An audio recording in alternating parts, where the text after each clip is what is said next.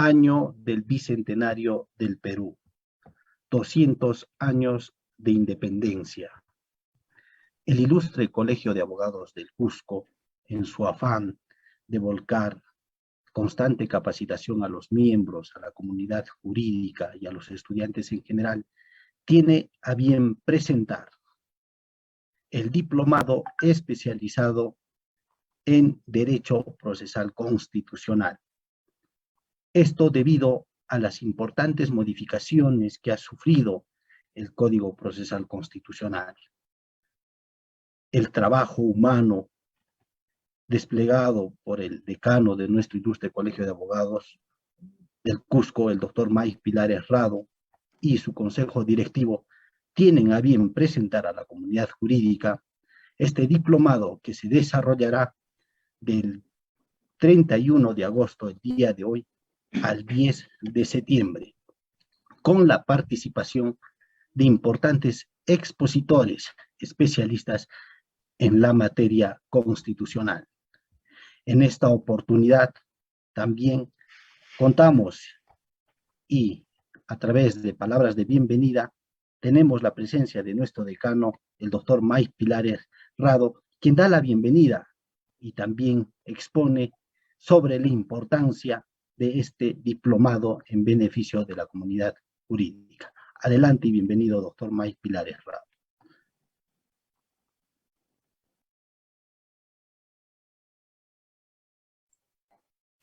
Muchas gracias.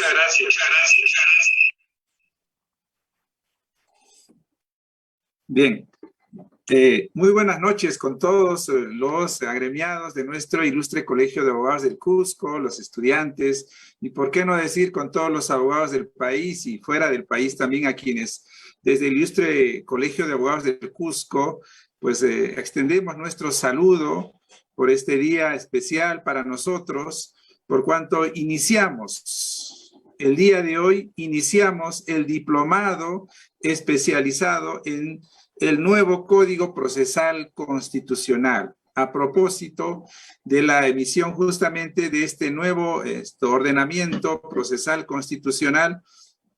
Pues es importante que cada uno de nosotros, los abogados, los agremiados, los estudiantes de Derecho, pues tengan conocimiento qué cambios trae este nuevo ordenamiento procesal, qué modificaciones, qué innovaciones y hasta dónde es posible seguir debatiendo o discutiendo sobre el nuevo Código Procesal Constitucional.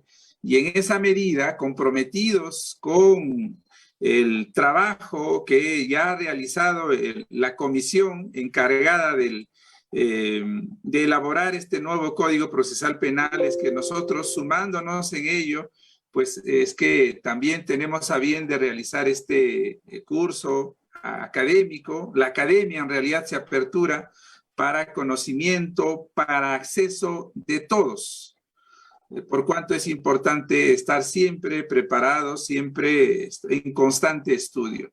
El doctor Raúl Gutiérrez Canales es uno de los juristas de nuestro país, pues que se ha encargado también de estudiar, de poder tener mayor conocimiento y amplitud justamente en el estudio de este nuevo nuevo Código Procesal Constitucional, razón por la cual lo hemos invitado a efectos que él pues nos pueda dar mayores elementos, mayores alcances para que los estudiantes, los abogados que ahora acceden a este diplomado de primera mano tengan la información. Doctor Raúl Gutiérrez Canales, bienvenido al ilustre Colegio de Abogados del Cusco. Bienvenido a la casa de María Trinidad Enríquez Ladrón de Guevara. Pues usted tiene en el Cusco, doctor, una casa más donde puede tocar las puertas y donde nosotros vamos a siempre recibirlo a efectos de saber que pues tenemos también ahí otro abogado que puede contribuir mucho con la sociedad y por qué no decir con el Cusco. Sin mayor preámbulo, la bienvenida, doctor, y agradecido por su participación en este evento académico, pues lo dejamos en el uso de la palabra. Buenas noches. Bueno, muchísimas gracias al doctor Mike Pilares Rado, decano del Ilustre Colegio de Abogados del Cusco. Efectivamente, el Ilustre Colegio de Abogados del Cusco y su consejo directivo ha tenido bien atender también esta importante iniciativa de llevar adelante este diplomado en Derecho Procesal Constitucional, porque dentro de este se desarrollan los procesos constitucionales que garantizan la plena vigencia efectiva de los derechos constitucionales, todos estos previstos en nuestra Constitución, todos estos reglamentados. Y qué mejor tener de la mano el alcance de la información necesaria para su efectivo trámite ante las instituciones correspondientes. El doctor Raúl Gutiérrez Canales es doctor en Derecho y Ciencias Políticas por la Universidad Nacional Mayor de San Marcos, abogado por la Pontificia Universidad Católica del Perú, máster en Derecho Parlamentario y Estudios Legislativos por la Universidad Complutense de Madrid, magíster en Derecho Constitucional y Derechos Humanos por la Universidad Nacional Mayor de San Marcos. Es profesor en la Escuela de Posgrado de la UPC, es miembro de la Asociación Peruana de Derecho Constitucional, así como también es autor y coautor de diferentes publicaciones importantes en derecho constitucional. De esta manera, damos la bienvenida al doctor Raúl Gutiérrez Canales para que en esta actividad académica desarrolle el proceso competencial. Bienvenido y adelante, distinguido doctor Raúl Gutiérrez Canales. Muchas gracias, doctor Alex, por la presentación, señor decano, a los miembros de la organización a cargo de las actividades académicas del Ilustre Colegio de Abogados del Cusco, a las personas que ya se encuentran en la plataforma virtual participando de este diplomado especializado en Derecho Procesal Constitucional. En primer lugar, tengo que agradecer la invitación y la consideración para poder participar en esta actividad académica que sin duda también contribuirá a mi formación académica, profesional y como no personal, porque me permite compartir no solo con colegas, sino con personas, las que no dudo tienen una valía importante, sobre todo considerando que está dirigido fundamentalmente a ciudadanos que se encuentran en Cusco, y todos de algún modo somos cusqueños, porque en Cusco precisamente está y se mantendrá así nuestra identidad, esa identidad nacional que es el orgullo aquí y en el mundo. En segundo lugar, quiero felicitarlos por esta iniciativa. Creo que es el rol precisamente del gremio de abogados, difundir, promover el conocimiento, sobre todo de asuntos de actualidad, mantener en permanente capacitación tanto a los miembros del colegio como a la comunidad respecto de la legislación que se va modificando, que se va actualizando, y en ese sentido, cómo no, el nuevo Código Procesal Constitucional ocupa un lugar importante. Por eso es que reitero mi reconocimiento, mis felicitaciones, y confío, tengo la seguridad de que se lograrán los propósitos que se han previsto al momento de organizar este diplomado, al que por supuesto yo voy a poder de algún modo contribuir, en este caso fundamental, desarrollando los principales alcances vinculados con el proceso competencial. Voy a hacer una exposición que estimo no me tomará más de una hora, y luego de la misma, por supuesto que estaré con la mejor disposición para absolver alguna pregunta, si es que la hubiera. ¿Sí? Bien, entonces lo primero que hay que decir es que este es un diplomado en Derecho Procesal Constitucional. Hoy vamos a desarrollar el proceso competencial, pero hay que ubicarnos en el ámbito precisamente de los procesos de naturaleza constitucional, ¿no? Nosotros siempre hemos entendido, hemos conocido que los procesos constitucionales en el ordenamiento jurídico peruano se clasifican en dos grandes grupos. Por un lado, los procesos de tutela de derechos fundamentales, y por otro lado, los procesos orgánicos o también denominados objetivos, ¿no? Los procesos de tutela de derechos fundamentales es donde se encuentran aquellos procesos que defienden los derechos que tienen esta condición, ¿no? Hablamos del proceso de amparo, del habeas corpus, del habeas data, y también se ha incorporado en este grupo el proceso de cumplimiento.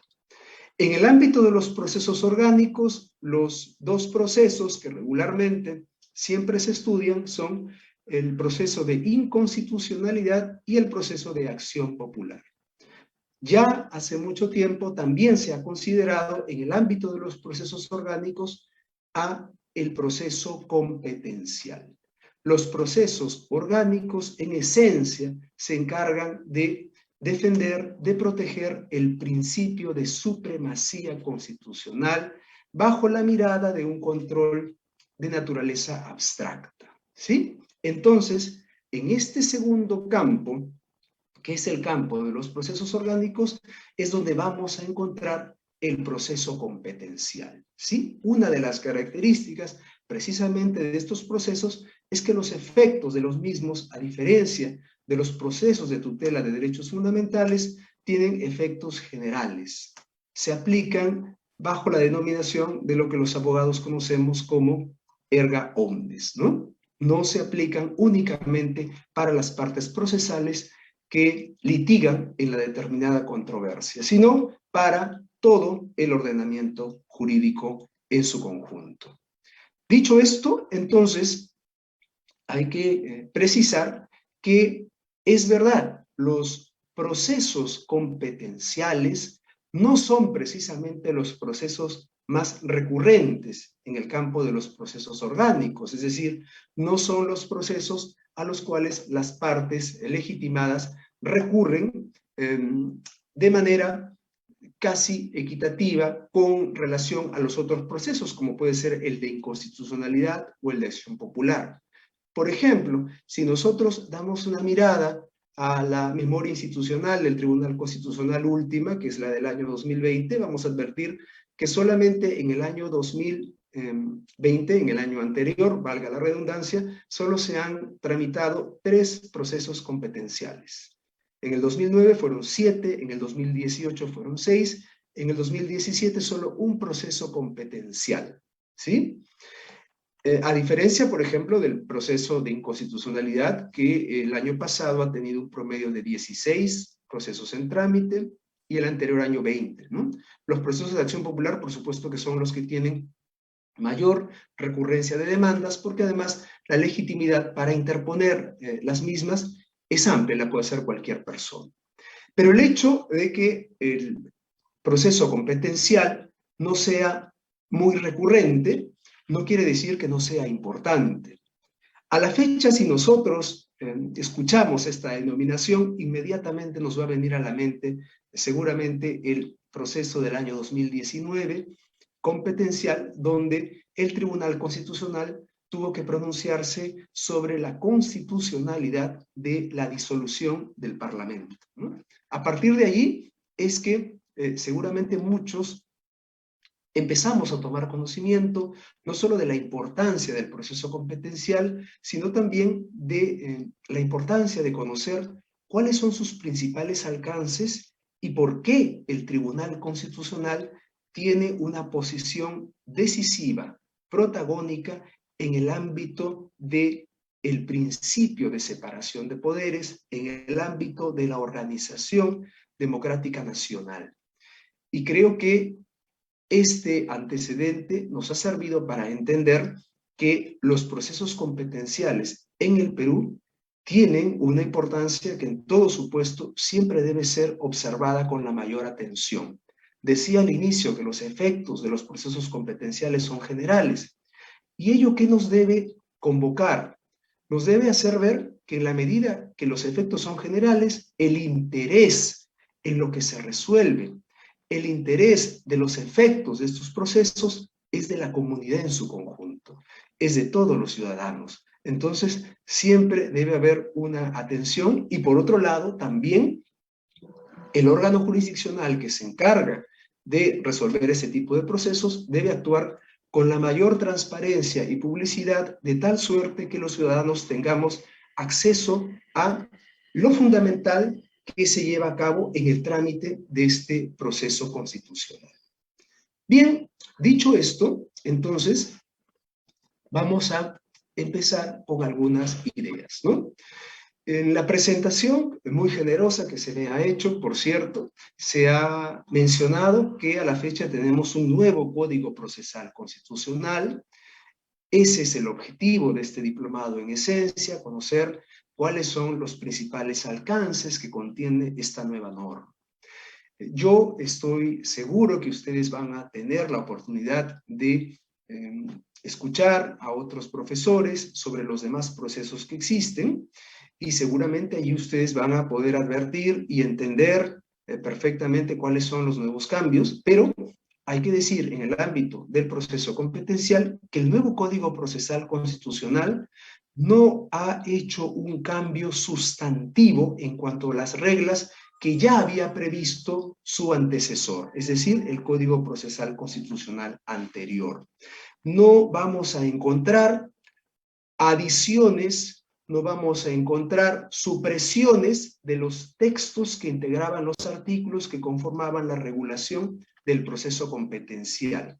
Pero sí van a haber precisiones más bien de carácter procedimental que están referidas fundamentalmente a el número de votos que requieren los magistrados para poder definir las decisiones, ya sea en el ámbito de las medidas cautelares, ya sea en el ámbito de la admisibilidad de las demandas o en la propia sentencia de fondo que se emita en este proceso.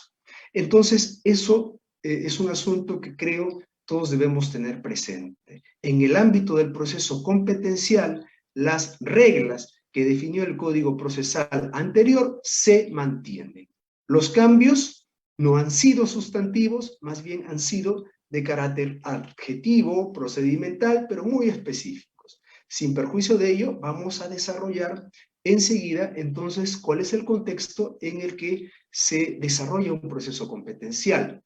Mirando los antecedentes, mirando cómo se ha aplicado y también un aspecto que nunca debemos dejar de tener presente, que es que cuando nosotros desarrollamos las normas referidas a los procesos constitucionales, nuestra fuente jurídica no se resume en el estatuto legal, es decir, en el Código Procesal Constitucional o en la Constitución en su texto literal, sino que hay que recurrir necesariamente, probablemente a la fuente más importante, que es la jurisprudencia constitucional, porque es el Tribunal Constitucional a lo largo de todos los años que viene ejerciendo, ya son 25 años en que ha ido desarrollando bajo los principios que integran la Constitución y el Estado constitucional de derecho, los alcances de las normas que integran el Código Procesal Constitucional.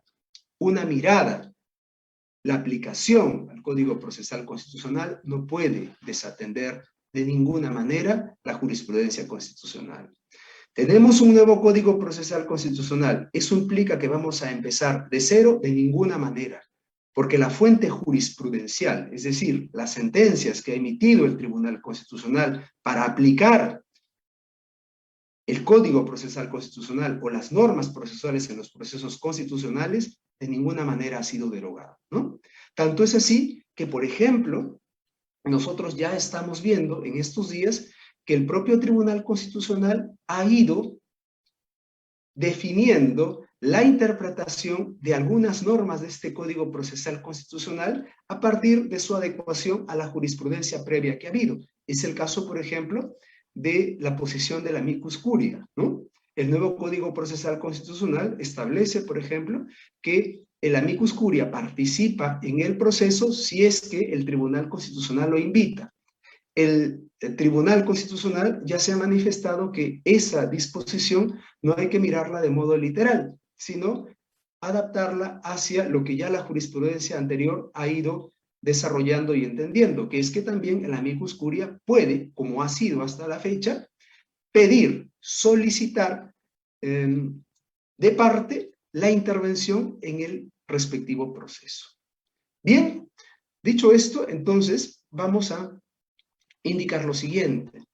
En el proceso competencial lo que vamos a ver en esencia es esta competencia que tiene el Tribunal Constitucional como única y definitiva instancia para dirimir eventuales conflictos de competencia entre órganos que integran la administración pública, ¿sí? Esta es la idea evidentemente central, pero que es insuficiente y que hay que desarrollar. Pero para poder desarrollarla debemos entender en qué contexto se desarrolla un proceso de conflicto competencial, por qué existe y cuál es su valor en el marco de un Estado de Derecho constitucional como es el que en principio tenemos en el caso peruano, ¿no? Cuando nos referimos a las relaciones entre el poder ejecutivo y entre el poder legislativo, evidentemente nos convoca inmediatamente la idea de la vigencia del principio de separación de poderes, ¿no? Como uno de los pilares esenciales de nuestro modelo de Estado constitucional y democrático de derecho. Pero este modelo exige precisamente, además de la aplicación del sistema de pesos y contrapesos como un mecanismo legítimo de control del poder, también que los poderes públicos no interfieran con el ejercicio de las atribuciones y las competencias de otros poderes o de otras entidades públicas, muchas de las cuales además están expresamente previstos en la norma constitucional, ¿no? Entonces, cuando nos referimos al proceso competencial, pues no podemos de ninguna manera dejar de observar que se encuentra vigente permanentemente en el análisis que se haga sobre la existencia o no de un conflicto competencial del principio de separación de poderes, bajo el extremo en el que también integra la obligación de que los órganos que integran la administración pública no pueden tener interferencias, no pueden ejercer competencias de manera indebida que afecten atribuciones, facultades o competencias de otros poderes públicos, ¿sí? Efectivamente, es oportuno recordar que el principio de separación de poderes impone que no deben existir también presiones, injerencias en el cumplimiento autónomo e independiente de las funciones constitucionales que cumplen los poderes y también los órganos constitucionalmente autónomos del Estado, ¿no? En ese sentido, habrá que afirmar que hay que recordar que hay un principio de cooperación, ¿no? Cuando nosotros nos referimos a estos criterios de no interferencia, de no injerencia, también debemos considerar ello que lo podemos encontrar en la Ley de Procedimientos Administrativos, en la 2744, pero que además tiene una dimensión constitucional, que es el principio de cooperación entre las entidades públicas, ¿no? Y recordemos que este principio exige que el ejercicio de funciones, de competencias de los poderes y demás entidades estatales se orientan los fines y los valores constitucionales del Estado, ¿no? Ejemplos de ello podemos encontrar varios, ¿no? Por ejemplo, si los vemos en ese nivel, es decir, en el nivel de los poderes del Estado, vamos a encontrar, por ejemplo, la delegación de facultades legislativas, ¿no? Que hace el Congreso al Ejecutivo. La concurrencia del Consejo de Ministros o de los ministros por separado para participar en las sesiones del Congreso, ¿no? Ya sea cuando son convocados o también por invitación o bajo la figura, de la interpelación, ¿no? El propio procedimiento de la elaboración de la ley de presupuesto público también implica la existencia del principio de cooperación que acabo de describir, ¿no? Entonces, este es el marco en el cual se debe desarrollar el análisis de una demanda competencial. Ahora bien, dicho eso, vamos a recordar que el proceso competencial en la Constitución o en la historia constitucional peruana no es de larga data.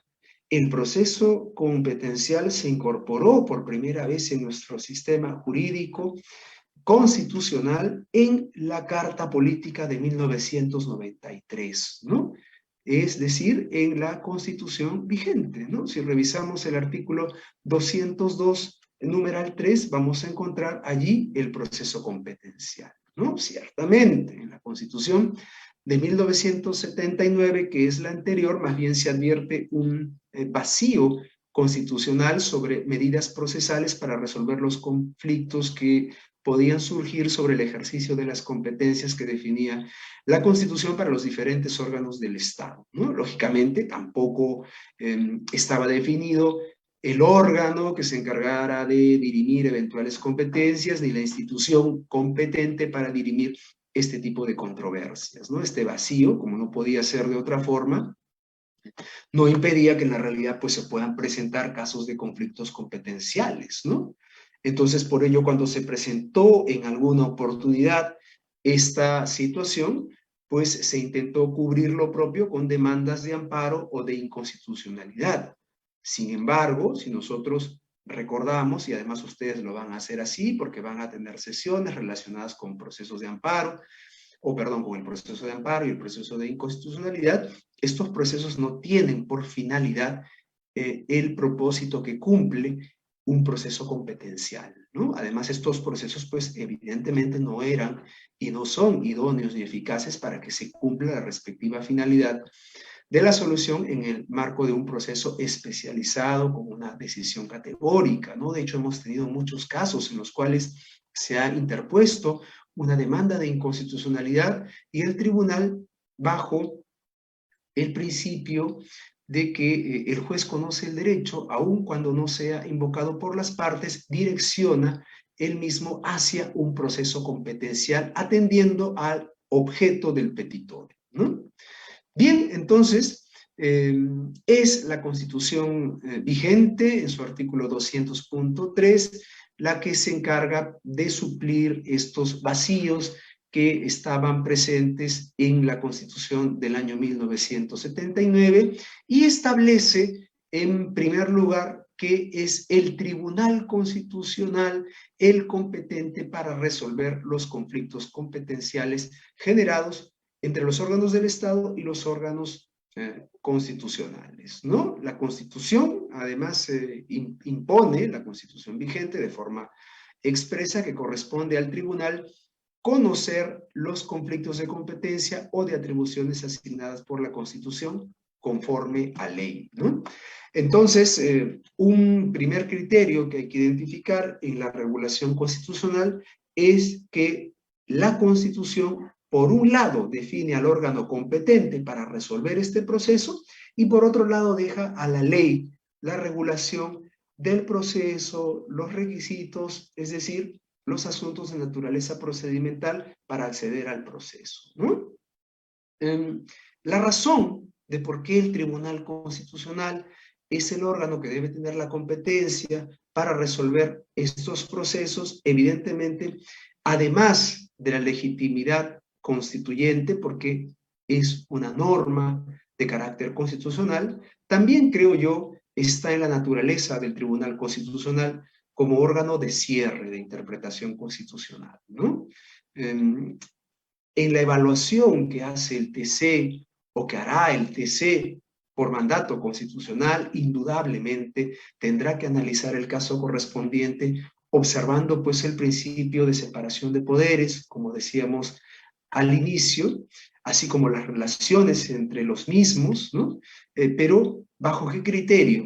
Bajo el propio rol que cumple el Tribunal Constitucional en el modelo democrático, en el régimen político que garantiza el principio de separación de poderes, que es cumplir una función evidentemente jurisdiccional, pero también un rol pacificador, un rol ordenador. Por eso es que tiene la competencia en materia del control de constitucionalidad de las leyes que lo ejecuta a través del proceso de inconstitucionalidad, ¿no? Y por eso es que el Tribunal Constitucional es además en los procesos competenciales única instancia y definitiva, ¿no? Recordemos en este punto que el Tribunal Constitucional, aun cuando puede ser a nivel académico, exista una sana crítica por cuestionar algunas de sus decisiones, pues la realidad es que a partir de su vigencia, de su trabajo desarrollado a lo largo de todos estos años, ha tomado posicionamiento con relación a su condición de supremo intérprete de la Constitución. ¿Por qué? Porque la propia Constitución establece que es un órgano de control de la misma. Esta idea ha sido desarrollada largamente a través de la jurisprudencia, ha sido además interpretada de modo sistemático con relación a su competencia en materia de control de constitucionalidad de las leyes y de ser la última y definitiva instancia en materia de los procesos constitucionales de tutela de derechos, y ha hecho ver en buena cuenta que el Tribunal Constitucional en el régimen democrático, en el Estado constitucional de derecho, termina cumpliendo un rol fundamental, pero no en razón de invadir competencias de otros poderes públicos de orden más tradicional, como el legislativo, el ejecutivo o el judicial, sino más bien de fortalecer la idea de el principio de separación de poderes como un principio que ha ido evolucionando a través del tiempo y que no ha sido evidentemente una definición estática, sino también más dinámica, atendiendo a qué, a fundamentalmente cuál es el objetivo fundamental que debe resguardar un Estado constitucional de derecho, que es la tutela de los derechos fundamentales a partir de la supremacía constitucional, ¿no? Entonces, yo considero que a partir de estas características que tiene el Tribunal Constitucional, finalmente se ha decidido que en la Constitución se reconozca al mismo como el único competente para resolver los conflictos de competencia entre las instituciones o los órganos que integran la administración pública, ¿sí? Bueno, entonces lo que tendría que decir es que ante esta regulación pues nos queda claro que la Constitución por un lado, ¿no?, define claramente el órgano competente y por otro lado no hace mayores precisiones sobre las características del proceso o la vía en que se ejercerá esta competencia, ¿no?, dejando más bien a la ley el desarrollo del respectivo procedimiento y todos los elementos que lo deberán configurar, ¿no? Y así ha sido, diríamos desde el inicio, la regulación en materia del proceso competencial ha sido, creo yo, progresiva a lo largo del tiempo, y esto lo vamos a ver porque, por ejemplo, inicialmente fue la Ley Orgánica del Tribunal Constitucional del año 1995, ¿no?, la primera de este Tribunal Constitucional, que es la que se encargaba de regular los pormenores procesales del proceso competencial, ¿no? De hecho, el artículo 46 de la Ley Orgánica del TC anterior, ¿no?, precisaba que el tribunal conoce los conflictos que se susciten, ¿no?, sobre las competencias o atribuciones asignadas directamente por la Constitución o leyes orgánicas que delimiten los ámbitos propios de los poderes del Estado, los órganos constitucionales, los gobiernos regionales o municipales, y que opongan, ¿no? Nos daba siempre estos supuestos, ¿no?, a dos o más gobiernos regionales, ¿no?, a los poderes del Estado entre sí o con cualquiera de los otros órganos constitucionales o de estos entre sí, ¿no? Entonces, este es un antecedente importante de observar, sí, ¿no?, pero evidentemente no es el mejor, ni mucho menos el más completo, ¿no? Por ello, creo que tiene un valor importante la vigencia del primer Código Procesal Constitucional peruano, vigente desde el año 2004, ¿no?, que es el anterior precisamente, que sí se encargó de regular la integridad de los procesos constitucionales reconocidos en la Constitución vigente, ¿no?, con más detalle, con un criterio de especialización mucho más adecuado, ¿no?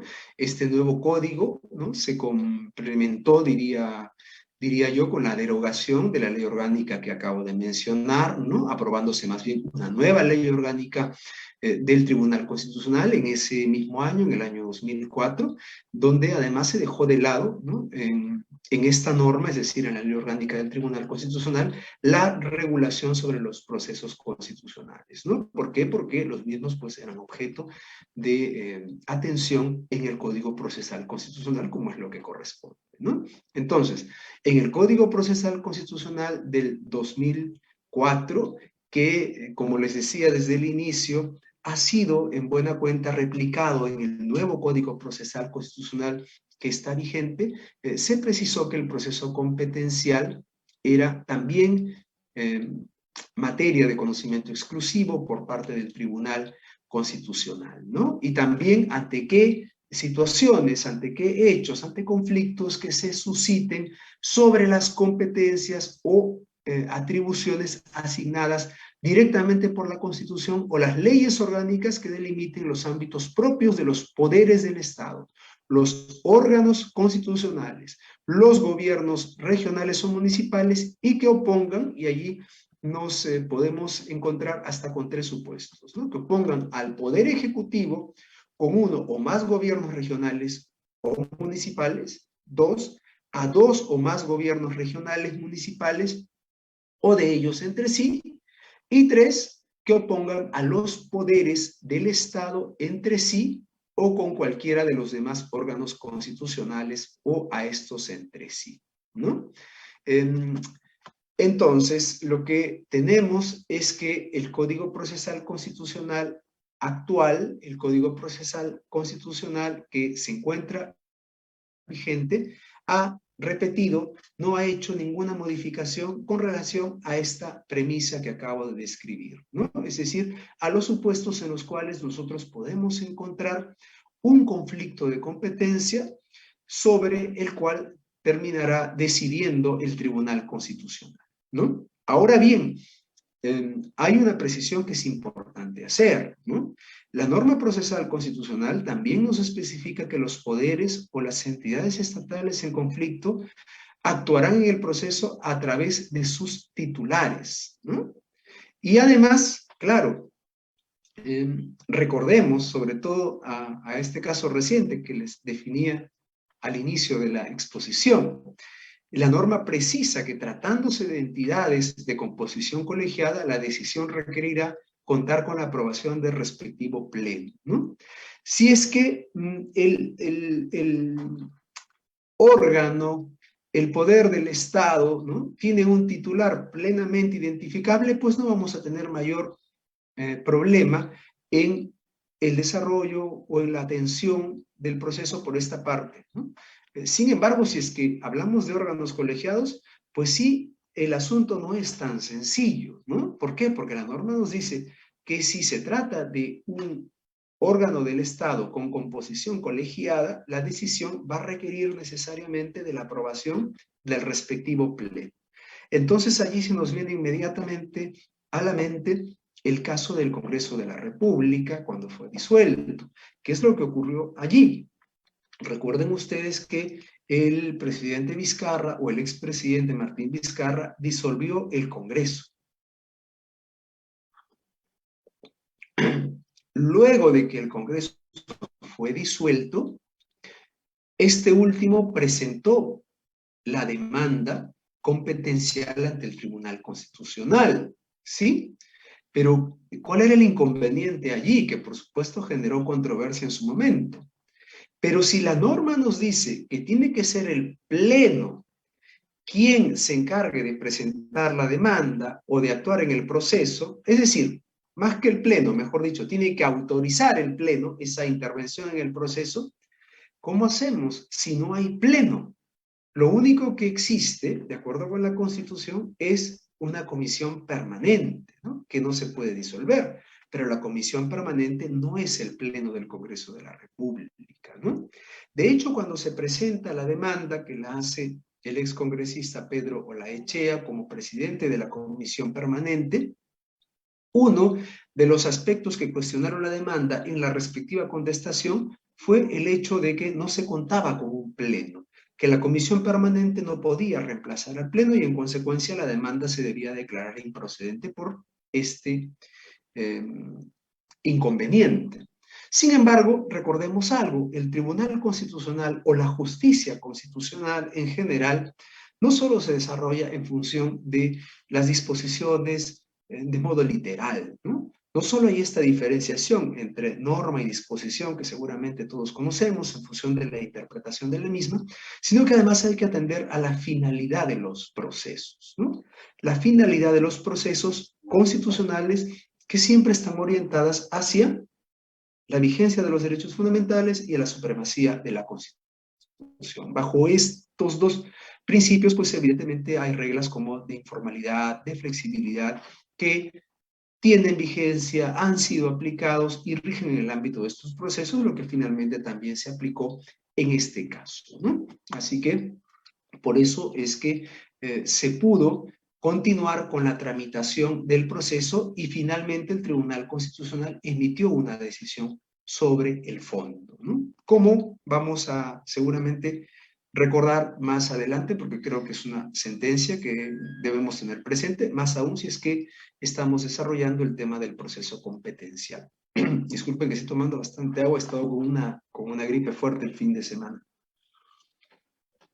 Muy bien, les decía entonces que cuando nosotros estudiamos el proceso competencial, no podemos limitarnos solamente al Código Procesal Constitucional, sino también debemos observar de modo imperativo la jurisprudencia del Tribunal Constitucional sobre la materia, ¿no? Y el Tribunal Constitucional ha emitido, creo yo, importantes pronunciamientos que han ido definiendo incluso otras posibilidades que no están recogidas de modo textual en la norma procesal constitucional, ¿no? Para empezar, la jurisprudencia del Tribunal Constitucional nos ha referido que es procedente la demanda si reúne dos requisitos esenciales, en principio. Por un lado, que haya legitimidad de las partes, ¿no? Es decir, que se actúe bajo lo que acabamos de mencionar, en función de la titularidad de la entidad, y en el caso de que se trate de un órgano colegiado, a través de la aprobación del respectivo pleno, ¿no?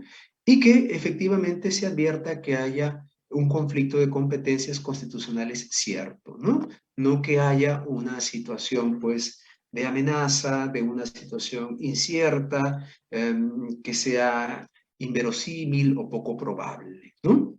Entonces, estos aspectos hay que tomarlos en cuenta siempre. Además, recordemos ustedes que ya a nivel de doctrina jurisprudencial se ha hecho una clasificación de los procesos competenciales, ¿no? Establecido, por ejemplo, que los conflictos competenciales pueden ser alternativamente típicos o atípicos. ¿Cuáles son los procesos competenciales típicos? Son los que denominamos procesos competenciales positivos y negativos. Vamos a desarrollarlos, no se preocupen. Y los atípicos, ¿no? Son los procesos denominados procesos competenciales por menoscabo de atribuciones constitucionales o por omisión de cumplimiento de un acto obligatorio, ¿sí? Claro, algo que hay que decir necesariamente es que si nosotros miramos la norma procesal, seguramente lo que vamos a advertir desde una mirada literal de la norma es que los procesos competenciales solo podrían ser positivos o negativos, ¿no? Y que estos procesos por menoscabo no están expresamente regulados en la norma procesal constitucional. Pues sí, pero repito, en materia de procesos constitucionales, nuestra fuente de derecho no solo puede ser la legislación, sino también la jurisprudencia, que es una fuente válida del derecho. Y la jurisprudencia es la que precisamente ha incorporado este concepto de procesos competenciales atípicos, ¿no? Que son aquellos que generalmente los conocemos por haberse configurado algún menoscabo a alguna atribución constitucional, que ya lo vamos a ver enseguida. Bien, entonces lo primero que deberíamos recordar es los procesos competenciales más bien tradicionales, ¿no? El primero es el conflicto positivo, que es el más sencillo de entender y por otro lado el más recurrente, el que más se ha presentado en la práctica. El conflicto positivo, ¿no? Que es donde existe un conflicto competencial cuando dos órganos constitucionales, ¿no? Se consideran competentes para ejercer una misma función, ¿no? Dos órganos consideran que tienen, o mejor dicho, dos órganos diferentes consideran que tienen una misma atribución. Entonces hay un conflicto positivo porque los dos consideran que tienen esa competencia, ¿sí? Han habido casos en los cuales el tribunal se ha pronunciado, evidentemente muchos, ¿no? Vamos a mencionar algunos que nos pueden resultar útiles de recordar. Con cargo, por supuesto, a que yo le facilite los números de las sentencias hacia el final de esta ponencia o se las doy a los miembros de la organización para que las puedan compartir con ustedes y ustedes ya puedan revisar más a fondo los fundamentos por los cuales el tribunal falló en determinado sentido, ¿sí? Bien, un caso interesante sobre el conflicto positivo y que nos ayuda mucho a entender cómo se aplica el mismo es el caso donde la OMPE demandó al Jurado Nacional de Elecciones. ¿Para qué? Para que reconozca el Tribunal Constitucional a la OMPE, al primero, ¿no? Con competencias exclusivas para regular lo concerniente a la franja electoral y supervisar, por otro lado, los fondos y los recursos de las organizaciones políticas, ¿no? ¿Y qué hizo en este caso el Tribunal Constitucional? El Tribunal Constitucional finalmente le termina dando la razón a la OMPE, ¿no? El tribunal, en este caso, lo que hace es definir que corresponde efectivamente a la Oficina Nacional de Procesos Electorales la competencia para regular todos los aspectos vinculados con la implementación, con la ejecución de la franja electoral de todo el proceso electoral, ¿no? Además, el tribunal precisa que esto incluye la distribución entre las organizaciones políticas, ¿no? De los momentos que incorpora la franja electoral, ¿no? También determinadas reglas para su uso, el procedimiento, la ejecución de la contratación de los espacios de medios de comunicación radiales y televisivos, ¿no? En este caso, el tribunal además estableció que más bien la competencia del Jurado Nacional de Elecciones está en el hecho de fiscalizar y de supervisar el ejercicio de la competencia de control externo de la actividad económica financiera de los partidos ejercida por la OMPE, ¿no? Y más bien reconoció a esta, ¿no?, como aquella que tiene la obligación constitucional de remitir los informes y documentos que el Jurado Nacional de Elecciones le requiera para el debido ejercicio, evidentemente, de tal supervisión, ¿no? Igual se declaró la nulidad de un artículo del Reglamento de Fiscalización de la Supervisión del Cumplimiento de las Normas sobre el Financiamiento de las Organizaciones Políticas, que fue aprobado por una resolución del Jurado Nacional de Elecciones del año 2011, ¿no? Entonces aquí podemos advertir claramente un conflicto positivo donde el Tribunal Constitucional termina definiendo que la competencia sobre un determinado acto lo tiene uno de los órganos que finalmente fue parte del proceso, ¿no? Definiendo además que si es que había una intervención indebida basada en una norma institucional, pues esa norma debía declararse nula, ¿no? También tenemos un caso que es bastante conocido, que es el caso del Poder Judicial contra el Poder Ejecutivo, ¿no? Relacionada con que el Poder Judicial reclamaba que se dé cumplimiento efectivo al artículo 145 de la Constitución, ¿no?, que establecía que el Poder Judicial presenta su proyecto de presupuesto institucional ante el Poder Ejecutivo y sustenta ante el Congreso, ¿no? Entonces lo que pasaba era que el Ejecutivo lo que hacía era modificar ese proyecto que presentaba el Poder Judicial, que es un poder del Estado además, ¿no? El Poder Judicial lo que reclamaba es que el Ejecutivo no tenía esa competencia, ¿no? No tenía la competencia para hacer ninguna modificación, ningún recorte a ese presupuesto, y que el Poder Judicial en este sentido era autónomo y por tanto solamente se encargaba de recibir el proyecto, el Poder Ejecutivo, y la sustentación ya se hacía a nivel del Parlamento, ¿no? El Tribunal Constitucional termina dándole la razón al Poder Judicial, ¿no?, quien define que es competente para presentar su proyecto al Poder Ejecutivo y este más bien tiene la obligación de no modificarlo para efectos de su sustentación ante el Parlamento Nacional. Bien, allí nosotros podemos advertir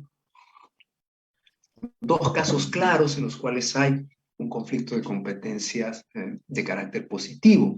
Pero también yo creo que es importante recordar una sentencia interesante, que si bien es una acción de inconstitucionalidad o un proceso de inconstitucionalidad, pues el tribunal finalmente terminó direccionando este proceso hacia uno de conflicto competencial, que fue el famoso caso Conga, ¿no?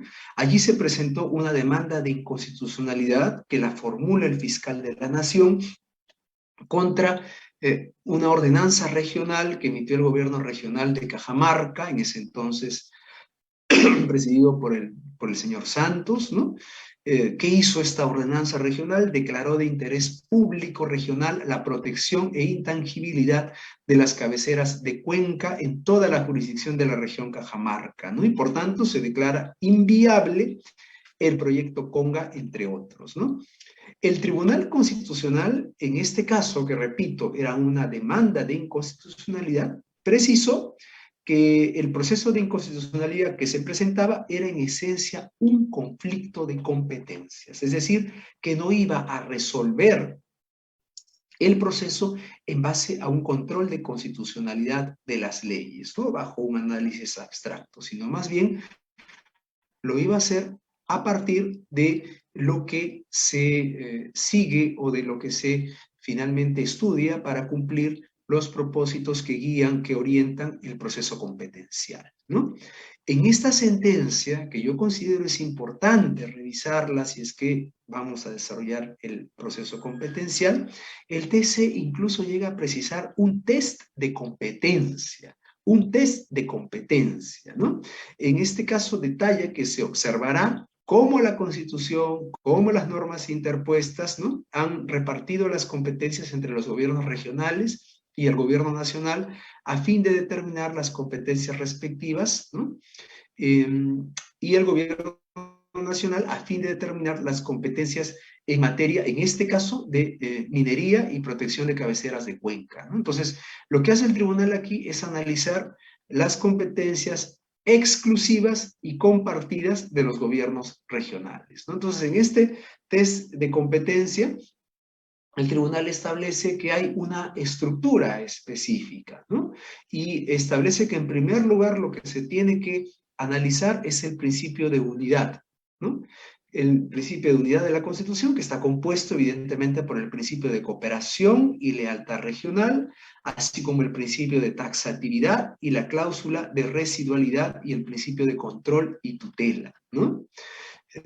Claro, lo que nos dice aquí el Tribunal Constitucional es que finalmente aquel análisis que se puede hacer respecto de un conflicto de jerarquía entre normas no necesariamente siempre tiene que hacerse bajo este criterio, sino que muchas veces pueden haber normas de carácter sectorial que no tengan rango legal, pero que por el efecto de sus alcances no puede ser desatendido por una norma que tiene rango legal como es una ordenanza regional. En este supuesto, la fórmula de solución de la controversia no tiene que ser necesariamente la jerarquía, sino puede ser la especialización, ¿no? Entonces, luego el tribunal hace una segunda etapa, un segundo paso, ¿no? Nos dice, luego de analizar este principio de unidad, lo que se tiene que hacer es mirar el principio que estructura el referido test, ¿no?, que es el principio de competencia propiamente dicho, que está conformado por el principio de competencias y por el bloque de constitucionalidad, ¿no? Y aquí por ello es importante recordar que cuando se hace la evaluación de una demanda competencial, no se puede dejar de observar el bloque de constitucionalidad.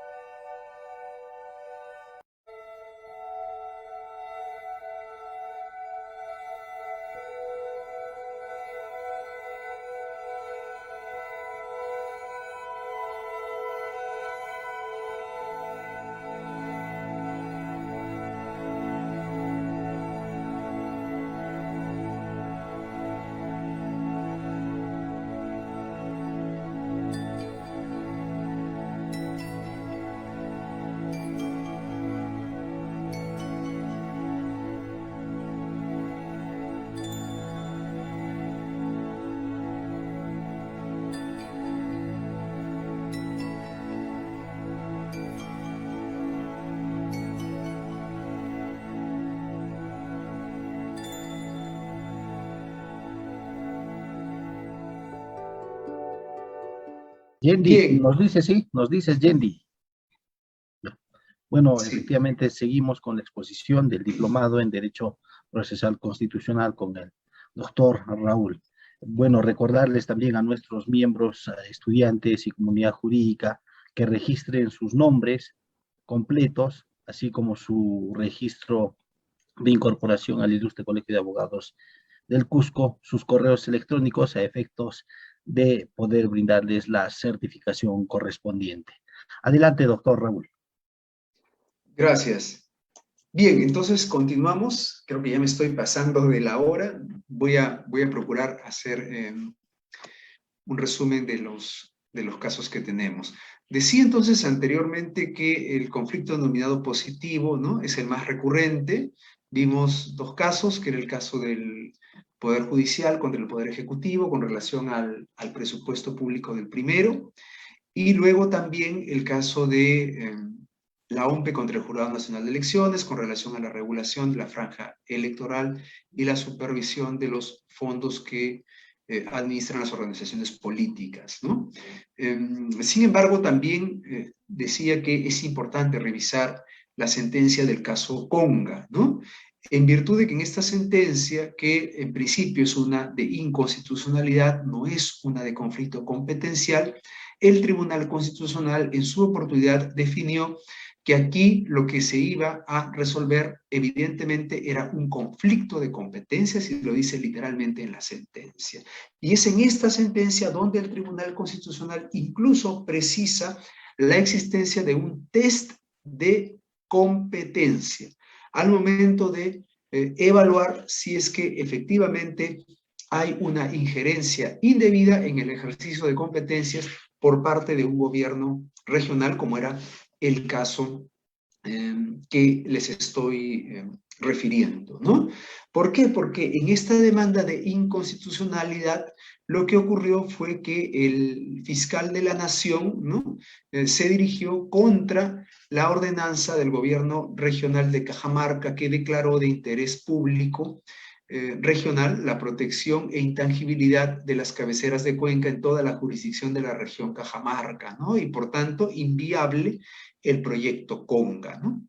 En este caso, el Tribunal Constitucional lo que dice, además de definir, repito, que este proceso es en esencia uno de conflicto de competencias, ¿no?, que hay que hacer un test de competencia, ¿no? Hay que hacer un test de competencia, y para eso nos da en esencia dos pasos, y luego define la incorporación de algunos otros principios importantes, ¿no? En primer lugar, el tribunal dice que hay que observar el principio de unidad, y que este principio de unidad está compuesto por el principio de cooperación y lealtad regional, es decir, que las gobernaciones o los gobiernos regionales, ¿no?, las autoridades locales, municipales, no pueden estar al margen de las políticas públicas sectoriales, que hay un nivel de cooperación, de coordinación adecuada, porque finalmente los fines de la administración pública pues son únicos, son unos, ¿no? Así, también el Tribunal Constitucional establece que este principio de unidad también comprende el principio de taxatividad, ¿no?, que las competencias deben estar expresamente reguladas bajo este criterio de taxatividad.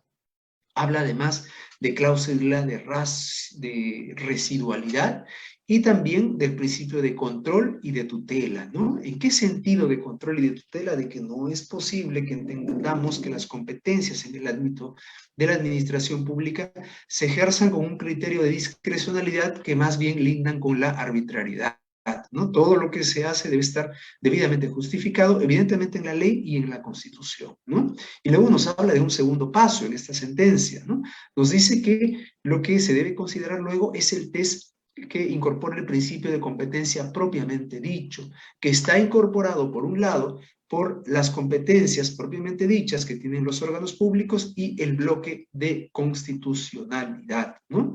Entonces yo creo que aquí hay que recordar que tanto el nuevo Código Procesal Constitucional como el anterior y la jurisprudencia del Tribunal Constitucional en su conjunto han establecido que al momento de evaluar los procesos constitucionales, cuando así corresponde, se tiene que mirar cuáles son aquellas normas que integran el bloque de constitucionalidad. En los procesos competenciales, cuando una de las partes alega que se está invadiendo de manera indebida una competencia que está reconocida en la Constitución, es posible que también se consideren como normas de carácter constitucionalidad, normas con carácter constitucional, normas que no están expresamente previstas en la Constitución, sino que también están consideradas aquí las normas que integran ese bloque de constitucionalidad, que está conformada en esencia por las leyes orgánicas. ¿En qué sentido? En el sentido en que las leyes orgánicas precisamente definen la organización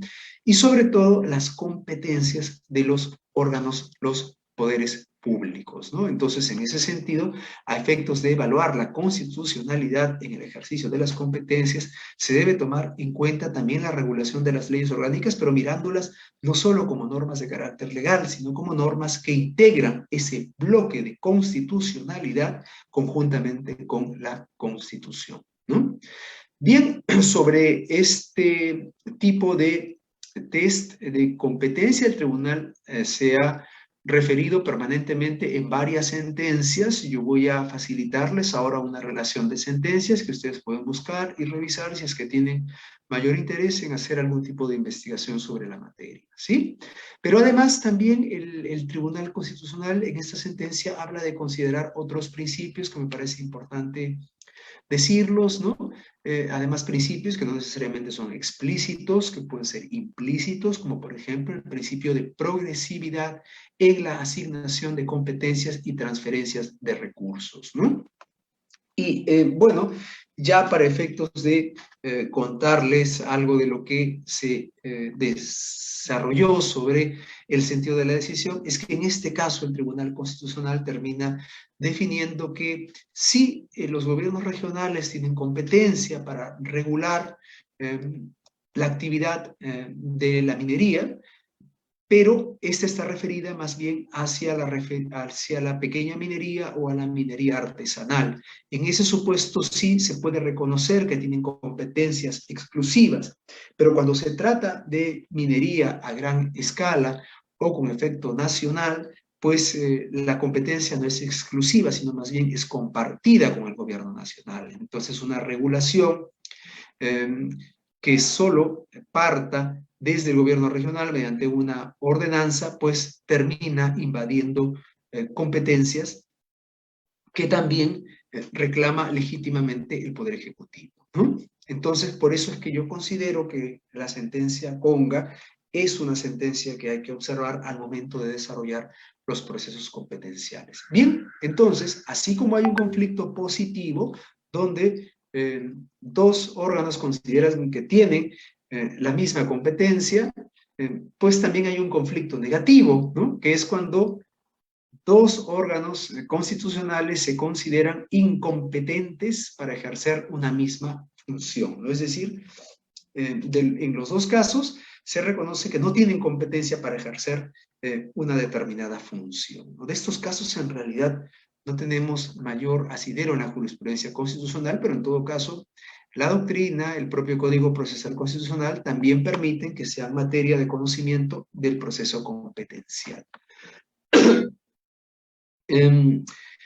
Ahora, yo les había comentado que estos son los procesos competenciales típicos, ¿no? El proceso que define un conflicto positivo y el proceso que define un conflicto negativo, ¿no?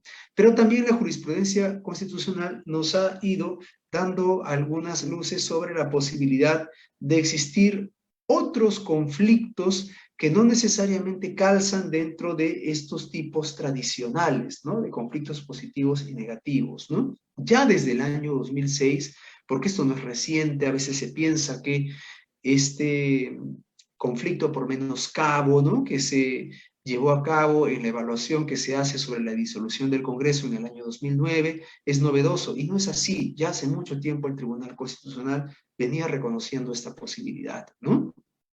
Ya desde el año 2006, el tribunal hablaba de la existencia o la posibilidad de conflictos por omisión en el cumplimiento de un acto obligatorio, ¿no? ¿En qué consistía esto? Cuando un órgano constitucional omite llevar a cabo una actuación, desconociendo las competencias constitucionales atribuidas a otro órgano constitucional, ¿no? También en otra sentencia, el Tribunal Constitucional estableció la existencia de un conflicto constitucional por menoscabo de atribuciones constitucionales, ¿no? Y esta posibilidad, además, el Tribunal Constitucional la subclasifica hasta en 3 posibilidades, ¿no? Nos dice, puede haber conflicto constitucional por menoscabo en sentido estricto, conflicto constitucional por menoscabo de interferencia y conflicto constitucional por menoscabo de omisión, ¿no? El primero, el conflicto constitucional por menoscabo en sentido estricto, es el que se termina aplicando, miren ustedes, muchos años después en el proceso que definió que la disolución del Congreso era constitucional, era legítima, ¿no? ¿En qué consiste este conflicto constitucional por menoscabo en sentido estricto? Cuando cada órgano constitucional conoce claramente cuál es su competencia y sin embargo uno de ellos lleva a cabo un indebido o prohibido ejercicio de la competencia que le corresponde, lo que repercute sobre el ámbito del que es titular el otro órgano constitucional, ¿no? Entonces, claro, si nosotros revisamos además lo que luego el Tribunal Constitucional resolvió en esta sentencia de disolución del Congreso, el Tribunal Constitucional habla efectivamente de el conflicto constitucional por menoscabo en sentido estricto, ¿no? Y lo que hace el Tribunal Constitucional en ese supuesto es definir lo siguiente, y es importante recordarlo, ¿no? Se produce un menoscabo constitucional por menoscabo en sentido estricto cuando, a pesar de estar perfectamente delimitadas las competencias de las entidades estatales intervinientes, una de estas las ejerce de manera inadecuada o prohibida e impide a las demás ejercer las suyas a cabalidad, ¿no? Y claro, este supuesto podría enmarcarse en el campo de la disolución del Congreso, sí, porque recordemos ustedes qué ocurrió en esa oportunidad. Ocurrió que el Congreso de la República estaba llevando a cabo ya en la etapa final el proceso de elección de nuevos miembros del Tribunal Constitucional, ¿no es cierto? En la sesión que había sido convocada para llevar a cabo esa votación en el Pleno, o mejor dicho, en el día en que se llevaba a cabo la sesión, se presentó una cuestión de confianza, ¿no? Además, una cuestión de confianza bastante accidentada, porque finalmente el presidente del Consejo de Ministros de ese entonces entró al Congreso después de que inicialmente se le habían cerrado las propias puertas del hemiciclo, ¿no? Plantea la cuestión de confianza, ¿en qué sentido? En que el Congreso no lleve a cabo la elección de los magistrados del Tribunal Constitucional sin que previamente el proyecto de ley de reforma de las reglas de elección de miembros del Tribunal Constitucional presentado por el Ejecutivo no haya sido estudiado, dictaminado en su caso, ¿no? Entonces, lo que hace el Congreso finalmente es decir, presentaste el proyecto de ley, has presentado tu cuestión de confianza, pero la misma la vamos a ver luego de llevar a cabo la elección porque ya la habíamos convocado antes, ¿no? Entonces, lo que hace el presidente de la República es decir, bueno, en este supuesto lo que yo estoy advirtiendo es que se me ha denegado la confianza, porque yo estoy diciendo que primero se revise el proyecto de ley de reforma de las reglas de elección del TC y sin embargo no se ve y se está llevando a cabo la elección de los miembros del TC. Es decir, no hay posibilidad de que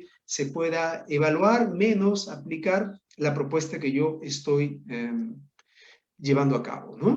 Entonces, por eso es que el Ejecutivo consideró finalmente que allí había una denegación de la confianza y por tanto, al ser una segunda oportunidad en que ocurría esta situación, pues estaba habilitado de hacer uso de lo que la Constitución le facultaba de poder disolver el Congreso, ¿no? Entonces, claro, un menoscabo, ¿por qué? Porque claramente el el Congreso de la República es consciente que tiene la competencia de elegir a los miembros del Tribunal Constitucional y el Ejecutivo también es consciente que puede plantear cuestiones de confianza, ¿no? Pero aquí el análisis es si efectivamente el ejercicio o el abuso o el exceso en el ejercicio de alguna de estas competencias puede determinar que se interfiera el ejercicio adecuado de las competencias de uno de estos dos órganos, ¿no? Y por eso es que se le denomina que estamos ante un conflicto constitucional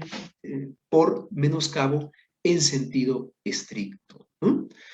También el Tribunal Constitucional ha reconocido que puede existir un conflicto constitucional por menoscabo de interferencia, ¿no? Que se produce cuando las competencias de dos o más entidades están relacionadas entre sí, hasta el punto en que una de estas no puede ejercer las suyas sin que la otra realice determinadas actuaciones, ¿no? Entonces, si bien en esta última sentencia el tribunal reconoce que puede haber un conflicto constitucional por menoscabo hasta en dos subclasificaciones, recordemos que ya desde mucho antes el tribunal reconocía esta posibilidad del conflicto por menoscabo desde el año 2006 e incluso tenía una subclasificación mayor, ¿no? De hasta 3 posibilidades.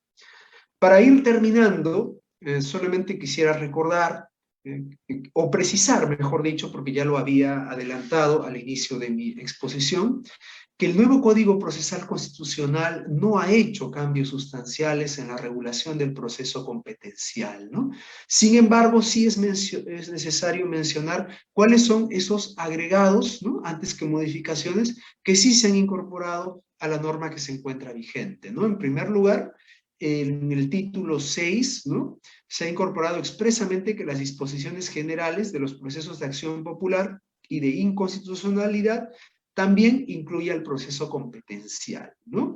Esto, en la práctica, no es, diría yo, una novedad, porque ya en el artículo 112 del anterior Código Procesal Constitucional, cuya premisa se ha mantenido en el nuevo Código de forma literal, se precisa que el procedimiento se sujeta en cuanto sea aplicable a las disposiciones que regulan el proceso de inconstitucionalidad, ¿no? Entonces, lo único que se ha hecho es casi de manera formal en este título correspondiente a esta parte de las disposiciones generales de los procesos orgánicos, incorporar al proceso competencial. Pero repito, esto ya se venía aplicando fundamentalmente para efectos del número de votos que se requiere para que el Tribunal Constitucional pueda tomar decisiones, ¿no?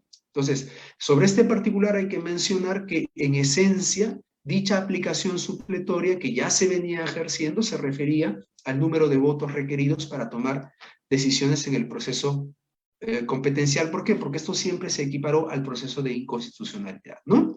Por ello, en puridad, ¿no? Diría que las incorporaciones que se han hecho, porque no ha habido supresiones, no ha habido modificaciones en sentido estricto, se refieren más bien a la incorporación del requerimiento de votos conformes para definir los fallos en el proceso competencial, ¿no?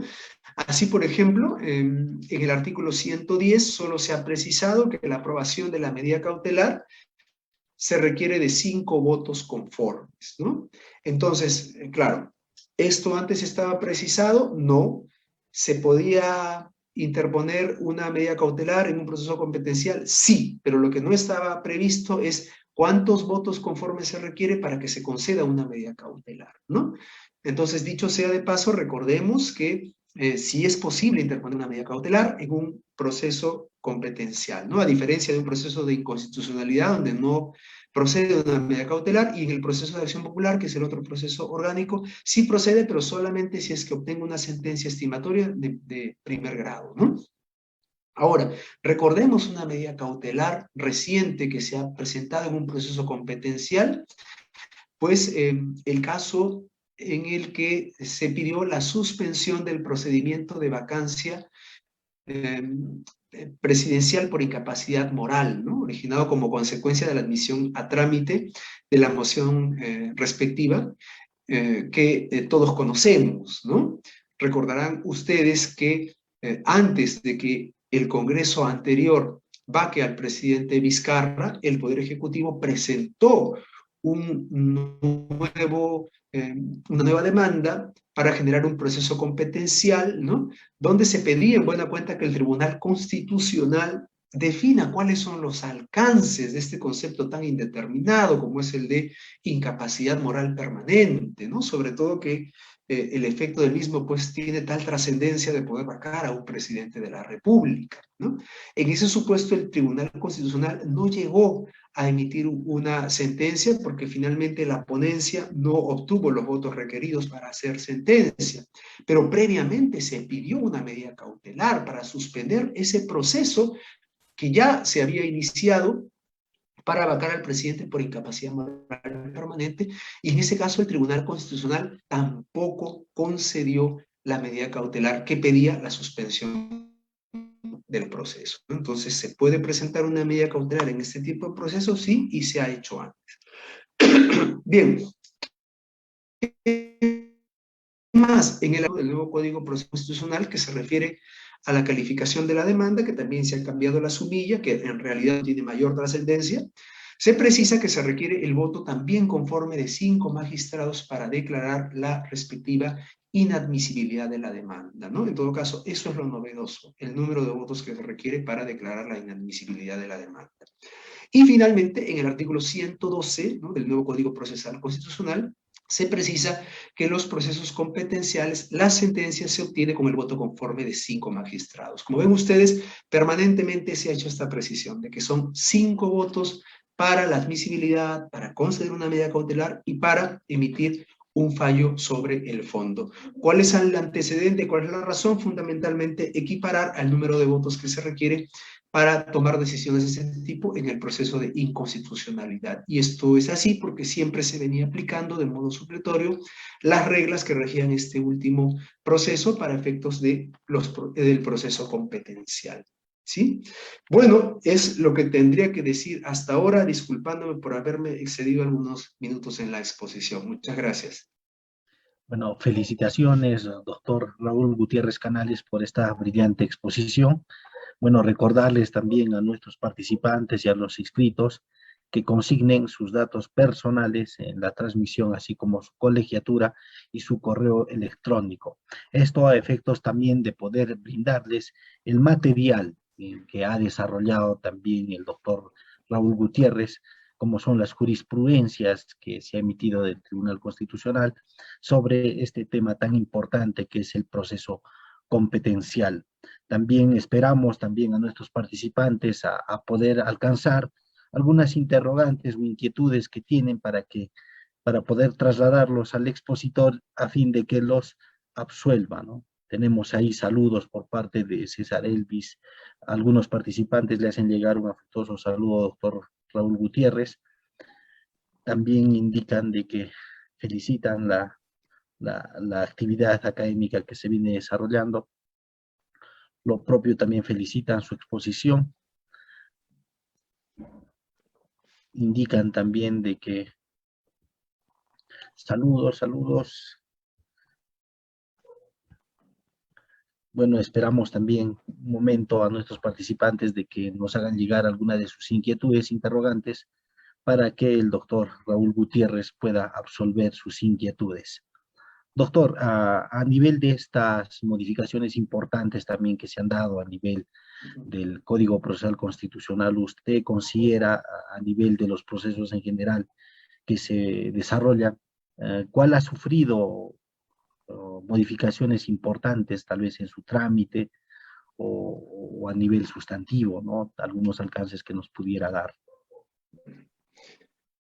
Muchas gracias por la pregunta. Bien, la verdad es que yo honestamente tengo que decirlo porque tampoco puedo no ser consecuente con las ideas que he escrito, ¿no? Yo soy muy crítico de este nuevo Código Procesal Constitucional, ¿no? No tanto porque considere en realidad que sea un código negativo, porque, repito, yo considero que probablemente más del 80% de su contenido Es lo que teníamos anteriormente, bastaba solamente con una reforma parcial, ¿no? Pero también, por supuesto, que hay algunos aspectos que rescatar, otros no tanto. En materia de amparo, en materia de habeas corpus, se han hecho algunos cambios importantes. En materia de habeas data también. En realidad yo creo que la discusión sería bastante grande. En las medidas cautelares, incluso también han habido algunas precisiones que las estamos cuestionando en realidad. Yo preferiría que en realidad eso lo expongan los demás expositores que tienen en este diplomado. Solamente me quedaría con lo siguiente. El Código Procesal Constitucional que se encuentra vigente en la actualidad es materia de hasta 2 procesos de inconstitucionalidad, ¿no? Incluso uno de ellos lo ha promovido un colegio de abogados, ¿no? Creo que es el de Trujillo, me parece. Y otro que es la Procuraduría Nacional. Y en los 2 casos lo que se cuestiona no solo es, miren ustedes qué peligroso puede ser, asuntos de fondo del proceso, ¿no? Como por ejemplo el asunto del amicus curia, ¿no? Sino sobre todo la inconstitucionalidad por la forma, es decir, en qué circunstancias se aprobó el Código Procesal Constitucional. Es una norma que tiene más de 140 artículos, ¿no? Es una norma que además no ha sido prevista bajo un criterio de vacatio legis, ¿no? Como sí fue previsto en su momento el Código Procesal Constitucional del año 2004, sino que desde el día siguiente de su publicación tiene vigencia, ¿no? Y se aplica inmediatamente a los procesos en trámite.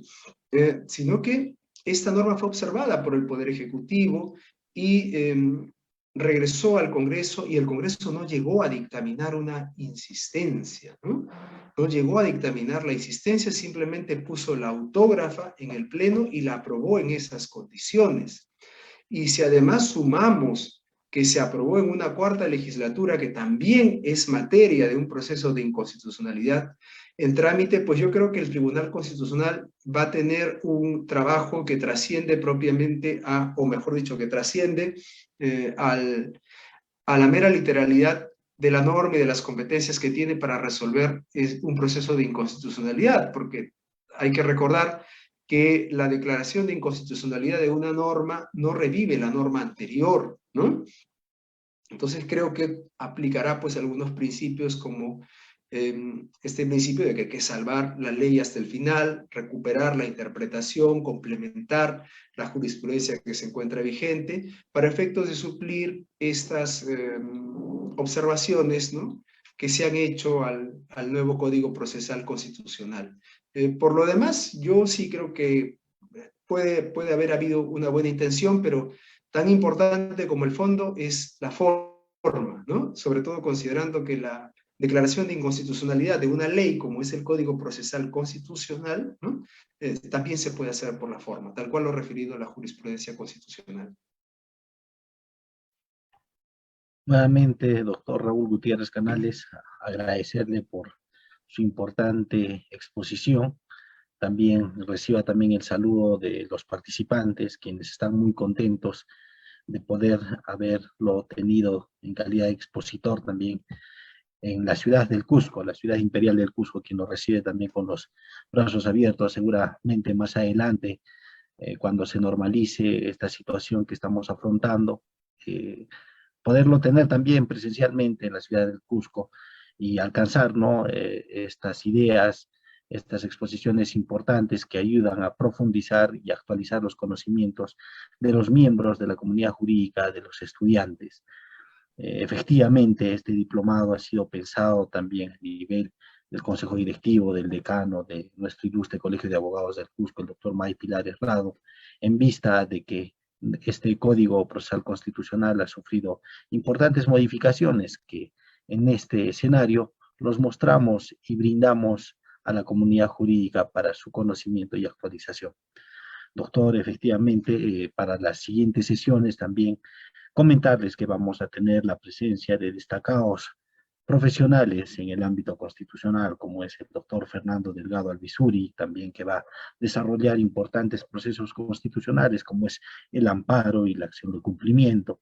Del mismo modo, también vamos a tener la presencia del doctor Johnny Tupayachi Sotomayor, quien va a desarrollar el habeas corpus, así como el doctor José Humberto Riquero, quien va a desarrollar aspectos preliminares de este nuevo Código Procesal Constitucional.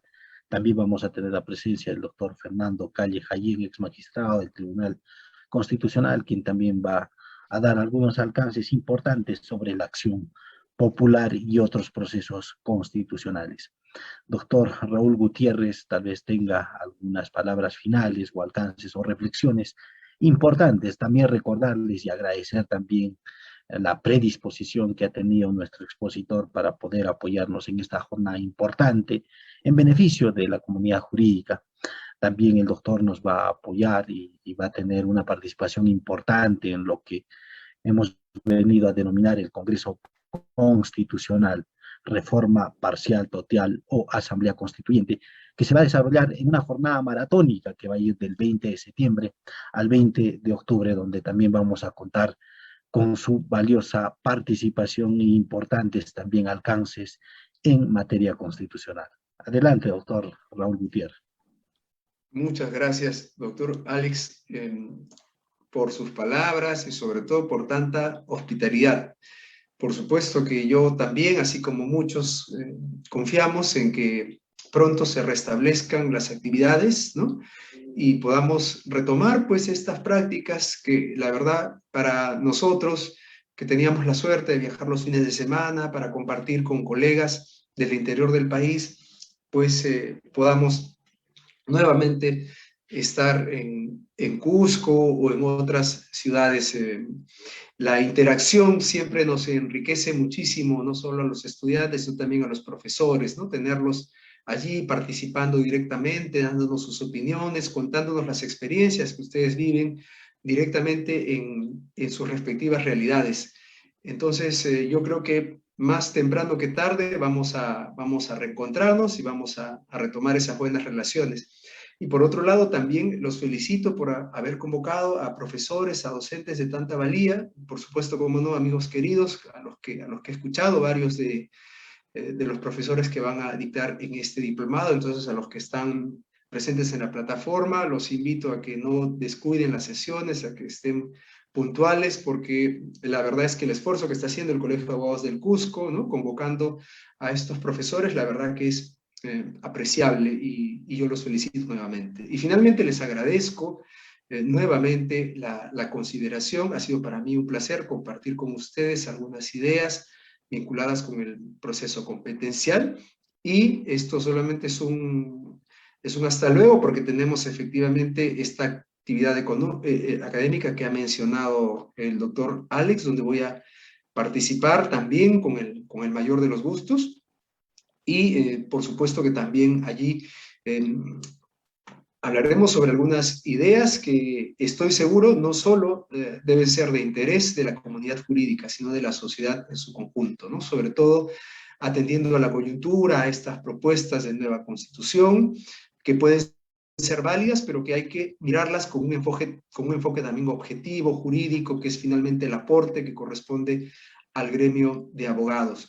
Solamente quisiera precisar una cuestión final, doctor Alex, que es que además de enviarle los enlaces de las sentencias del Tribunal Constitucional que he desarrollado hoy, también le voy a referir un enlace donde ustedes pueden acceder a una reciente publicación de mi autoría que ha hecho precisamente el Congreso de la República sobre el Parlamento y la elección de los miembros del Tribunal Constitucional. Como es una edición oficial, está accesible de manera gratuita a todos a través del portal del Parlamento, entonces creo que si es que hay tiempo lo podrían revisar. Eso sería todo, muchas gracias nuevamente. Bueno, efectivamente, desde el ombligo del mundo, cuna de América Morena, Así es. reciba el cordial agradecimiento, la profunda también satisfacción que se llevan nuestros participantes de poder tenerlo en calidad de expositor en este importante diplomado de Derecho Procesal Constitucional. El ilustre Colegio de Abogados del Cusco, representado por su decano, el doctor May Pilares Rao, y su consejo directivo, está muy reconocido por su valiosa participación. Muchísimas gracias, doctor. Hasta otra oportunidad. El ilustre Colegio de Abogados del Cusco tiene como política atender el lado humano del abogado. es nuestra prioridad. Nos vemos el viernes con la presencia del doctor Fernando Delgado Alvisuri, quien desarrollará el proceso de amparo y cumplimiento, así como también el doctor Johnny Tupayachi Sotomayor, quien desarrollará el habeas corpus. Muy buenas noches y agradecido por su gentil atención.